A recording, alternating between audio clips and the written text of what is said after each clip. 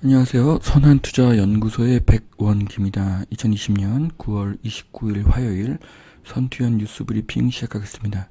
첫 번째 신문은 한국경제신문입니다. 어제 코스피, 코스닥 상승을 했고요. 금리는 소폭 하락했고 환율은 상승했습니다. 자, 첫 번째 기사입니다. 서울 아파트값 이제는 평균 10억이다. 서울 아파트 평균 가격은 10억, 서울 아파트 전세 가격 평균은 5억입니다. 이렇게 보면은 서울 아파트 같은 경우에는 전세가율이 50%에 불과합니다. 자, 그래서 서울 아파트는 갭 투자가 어렵고 전세가 상승이 매매가를 밀어올리는 데는 한계가 있습니다. 반면에 경기도는 전세가율이 80%가 넘는 곳이 많습니다.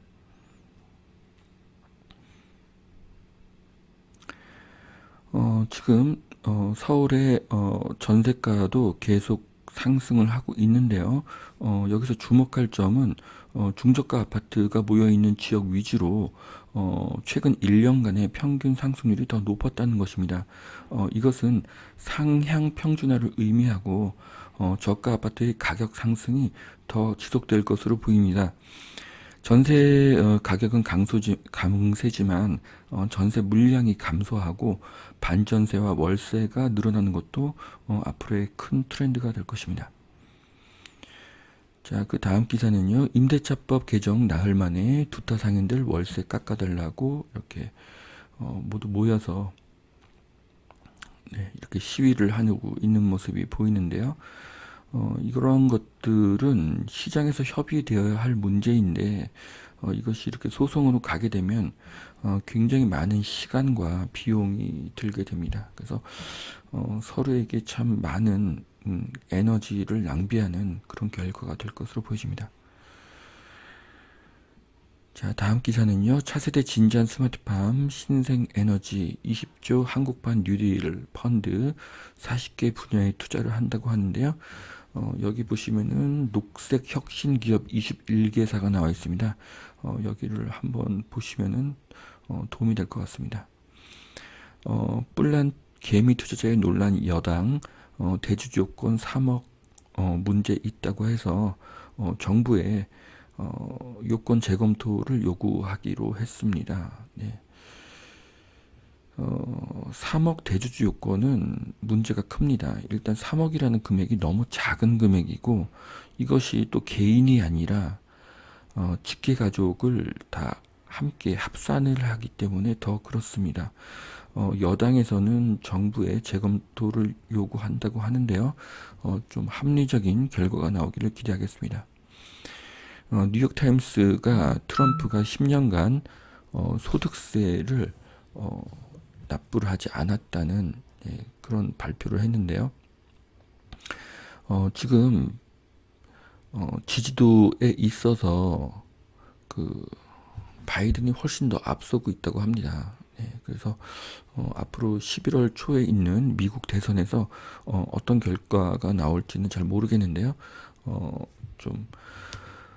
결국 선거라는 것은 뚜껑을 열어봐야지 결과를 알게 되겠죠.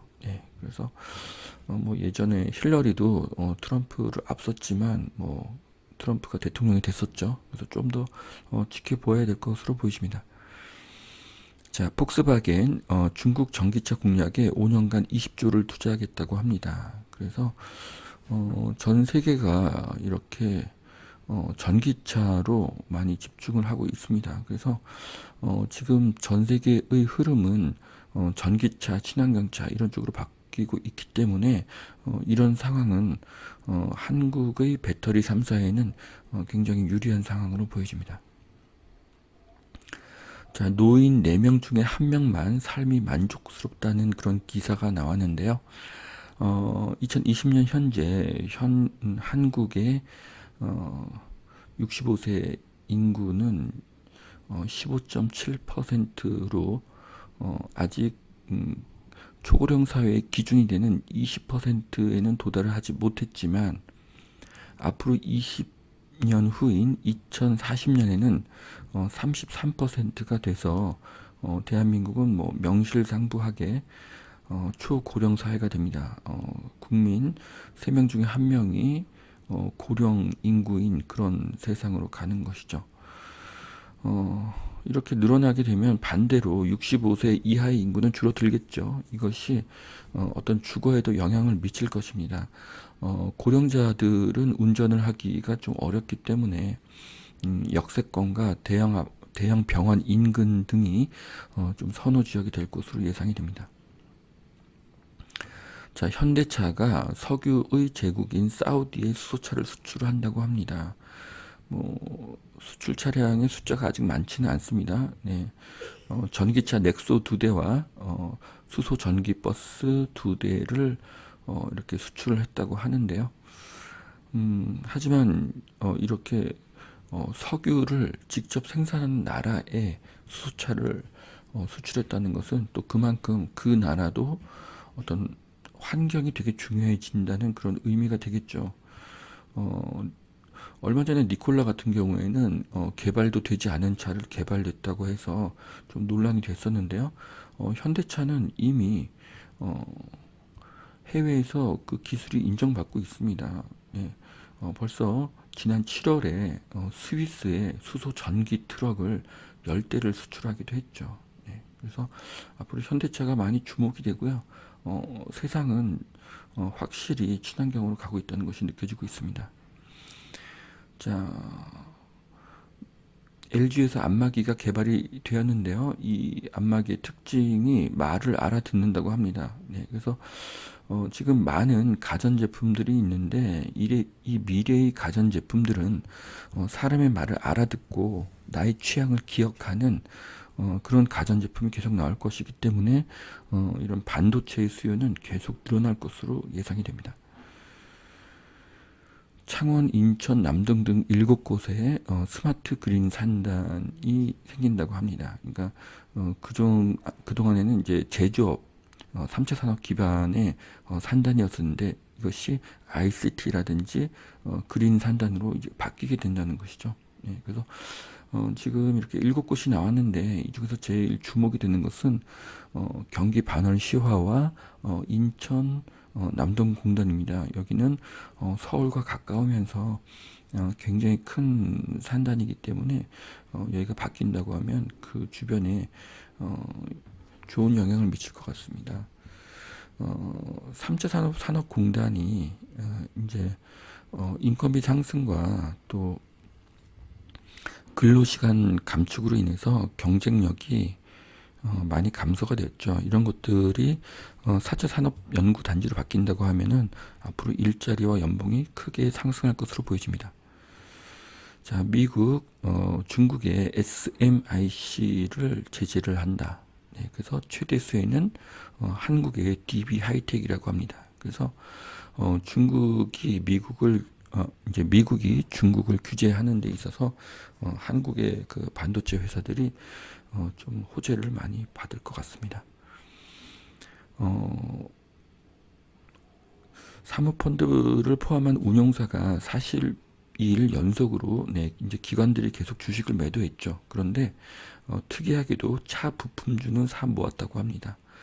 자, 그래서 앞으로 한국의 자동차가 이 친환경의 그 트렌드로 인해서 시장 점유율이 상승할 것을 예상을 하고 그 때문에 이 기관에서 차 부품주를 사들이는 것으로 보여집니다.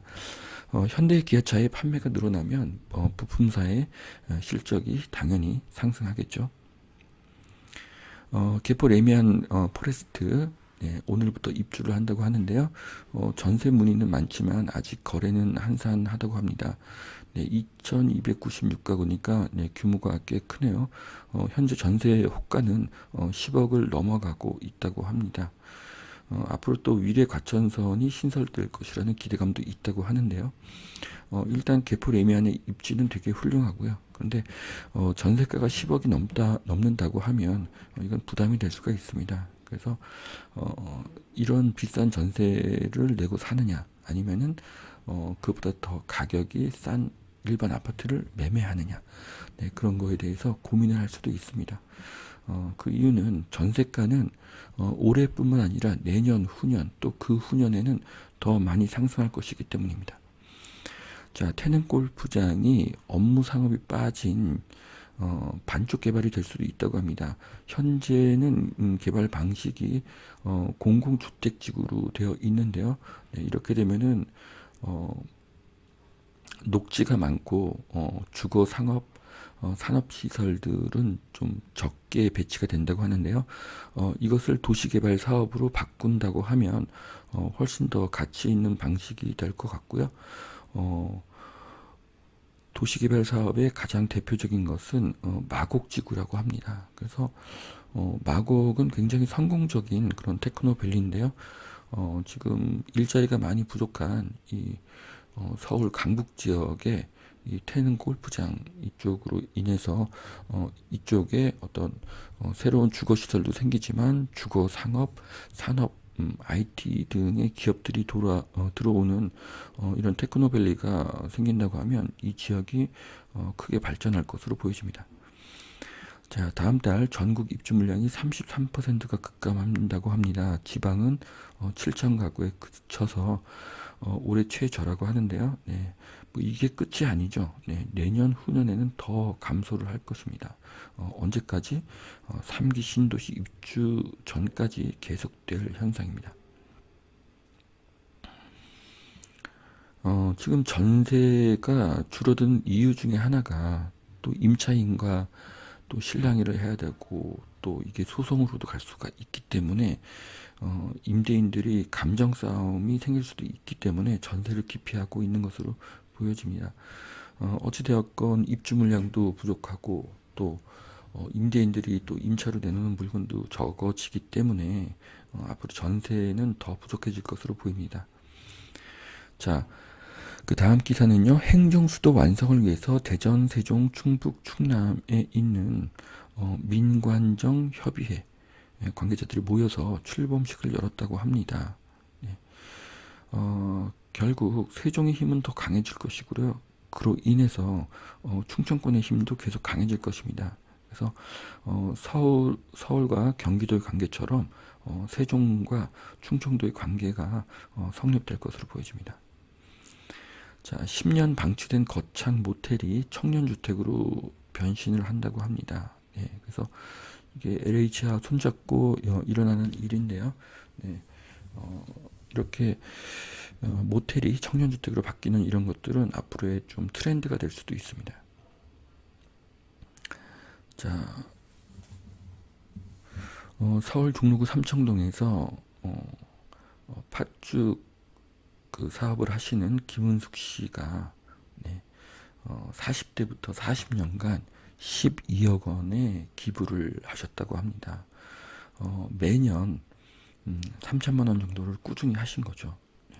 또한 남편이 남기신 아파트를 팔아서 또 9억을 기부하셨다고 하니까 총 21억 원이 넘는 기부를 하신 것입니다. 그래서 이렇게 81세신 김은숙님의 선행에 박수를 보냅니다.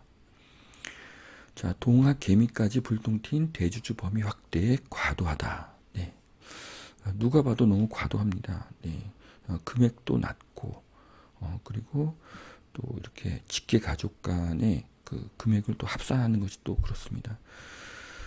그래서 지금 그 많은 분들이 가장 보편적으로 가지고 있는 주식 중에 하나가 삼성전자죠. 그래서 12월 달에는 삼성전자의 매도 물량이 좀 예상이 됩니다. 자, 그 다음 신문은 매일경제신문을 보시겠습니다. 서울 아파트 10억 시대인데요. 2030 영끌 갭 투자에 서울 아파트 평균 매매가가 10억이 넘었다. 뭐 그런데요. 어쨌든 뭐 전세가가 계속 오르기 때문에 이거에 대한 부담감으로 2030의 그 매가가 투자가 증가하는 것으로 보이고요. 이들이 지금은 돈이 없으니까 전세 레버리지를 이용한 갭 투자로 이렇게 구입을 했죠. 서울의 아파트 가격이 너무 비싸기 때문입니다. 네. 그래서 향후는 이제 본인이 입주하려고 그렇게 미리 좀 선제적으로 구입하는 것으로 보입니다. 네. 그래서 임대차 3법으로 전세가가 오르니 전세끼 매물을 선택하고 있고요. 네. 지금 주택을 구입할 수 있는 사람들은 거의 뭐 무주택자가 되죠. 투자자가 지금 진입하기는 좀 어려운 상황입니다. 그래서 30대의 영끌은 전세가 폭등 앞에서 어쩔 수 없는 선택입니다. 자, 서울에 15억 이상 아파트 거래가 20% 크게 늘어났다고 하는데요. 지금 트렌드는 이제 여러 채를 가질 수가 없습니다. 네, 그 세금이 늘어나기 때문이죠. 그래서 비싼 한 채로 가는 그런 현상으로 보여집니다. 근데 앞으로 이렇게 고가 주택은 상승세가 높을 것으로 보이지는 않고요. 그 반대로 저가 주택의 상승이 높을 것으로 예상이 됩니다. 자, 강남도 명동도 아닌데 판교 현대백화점 연매출 1조 달성했다고 합니다. 네. 그래서 지금 5년간 꾸준히 매출액이 성장한 것으로 보여지는데요. 네. 올해는 어떤가요? 네.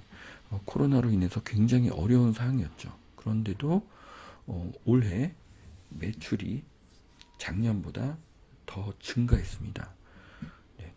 그것은 굉장히 의미가 깊은 일로 보여집니다. 네. 그래서 지금 여기 신문 기사를 보면은 판교 현대백화점이 연매출 1조를 달성하는 그 비결이 뭐 투자 금액이 뭐 9,200억이었고 명품 브랜드들이 많이 들어왔고 유럽식 식품 코너가 들어왔다는 것들이 이유가 될 수 있지만 가장 중요한 이유는 판교 일대의 소득의 증가입니다.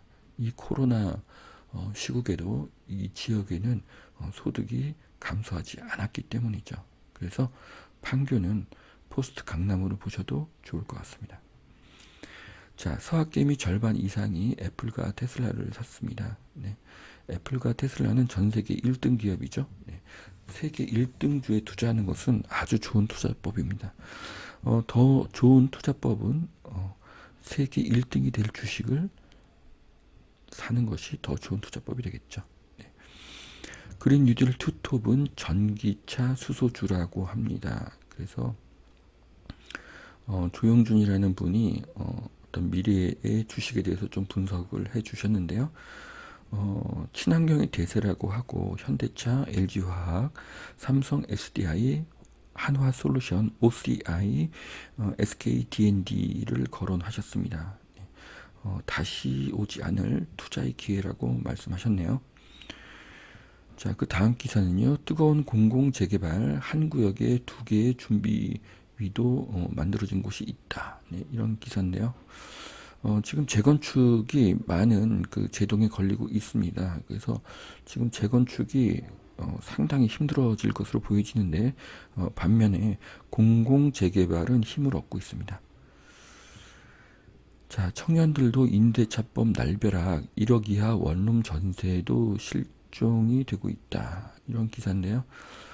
제가 아까 말씀드린 것처럼 이제 트렌드는 이제 저가로 옮겨가고 있습니다. 예.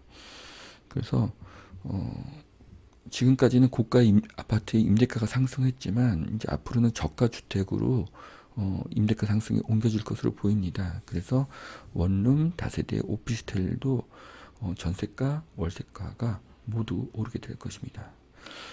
지금까지 그 전세라는 제도로 인해서 한국은 주거 비용이 비교적 싼 나라였지만 앞으로는 전세가 줄어들면서 세계적으로 주거 비용이 비싼 나라로 바뀔 것으로 예상이 됩니다. 자, 2030 서울 청약은 넘사벽이다. 네. 당연하죠. 청약 가점도 당연히 부족하고요. 네. 그 다음에 서울 아파트는 가격도 엄청나게 비싸죠. 네. 그렇기 때문에 2030이 지금 서울의 외곽이나 경기도의 서울 근접 지역의 아파트를 구입하는 것도 무주택자라면 좋은 선택이라고 생각이 됩니다. 자, 마지막 기사인데요. 네, 천재들도 울었던 B2. 네, 투자에 있어서 가장 좋은 점은 어떤 레버리지를 활용할 수 있을 때 그 투자의 그 실적이 급격하게 상승을 한다는 것이죠. 그런데 천재들도 빚을 이용한 투자에서 손실을 봤다. 이제 이런 내용이고요. 케인즈 같은 경우에는 그 비투로 인해서 손실을 크게 입었었지만 내가 잘 알고 경영을 신뢰하는 회사에 투자를 해서 그 손실을 다 만회하고 결국은 수익을 거두었다고 합니다. 네, 그래서 투자에 있어서는 그 내가 단기적으로 쓰지 않을 돈을 투자하는 것이 굉장히 좋은 투자의 방법이라고 생각합니다. 자, 여기까지 2020년 9월 29일 선투엔 뉴스브리핑 말씀드렸습니다. 투자에 잘 활용하시고 오늘도 좋은 하루가 되시길 바라겠습니다. 감사합니다.